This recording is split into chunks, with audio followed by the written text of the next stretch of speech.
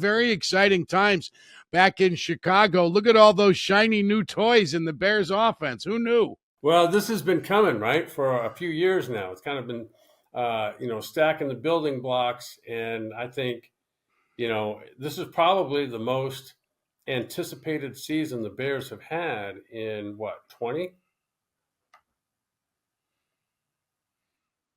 I would think at least that There's a lot long. of, like you mentioned, on both sides of the ball, there's a lot of shiny new toys.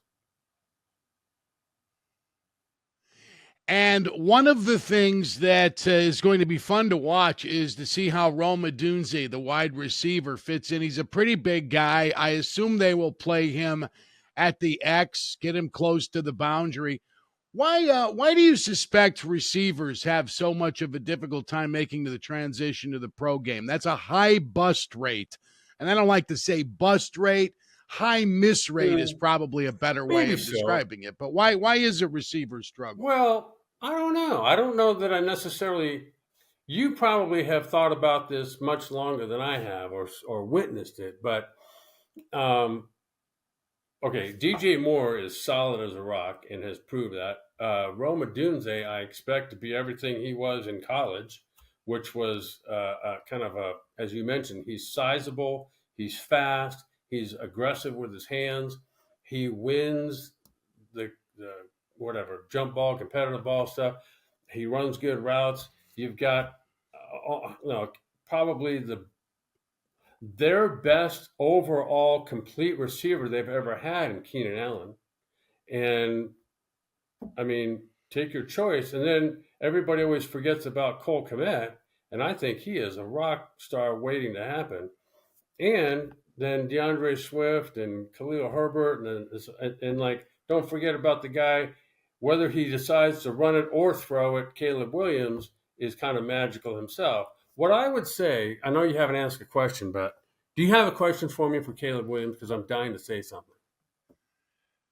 But Okay. please, of course, I'm just warming you up here with the light stuff. Yeah, let's talk about the most important position. What do you like? So here's what. Let me first start off by saying what I haven't seen enough of yet, and that is